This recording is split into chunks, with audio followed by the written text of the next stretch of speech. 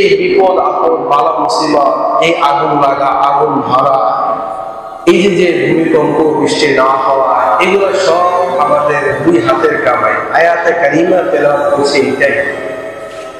এই জলে স্তরে যত বিপদ আমাদের হচ্ছে আরো হবে, সব আমাদের দুই হাতের গুনাহের কামাইয়ের কারণে আল্লাহ তাআলা নজর দিয়ে থাকেন। কথা বলেন ঠিক কিনা? মায়ের চাইতে দুধের বাচ্চাকে মার চাইতে আর কে তো আদর করে বেশি? মা শত জ্বরের ভিতরে থাকলেও দুধের বাচ্চাকে দুধ পান করায়।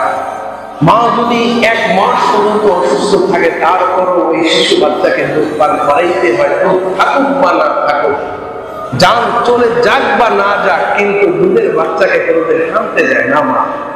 এটা হলো মোহাম্মতের কারণে। কষ্ট মা সইতে পারে না শিশু বাচ্চা, তো এর চাইতে এই যে মা তার ছেলের প্রতি ভালোবাসা, এর চাইতে সৃষ্টিজীবীর প্রতি আল্লাহর ভালোবাসা কম না বেশি?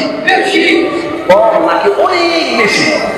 অনেক বেশি। কোনো তুলনা হয় না, বলতে গেলে একটা সীমানা বলতে হয়, কিন্তু ভালোবাসার তুলনা হয়।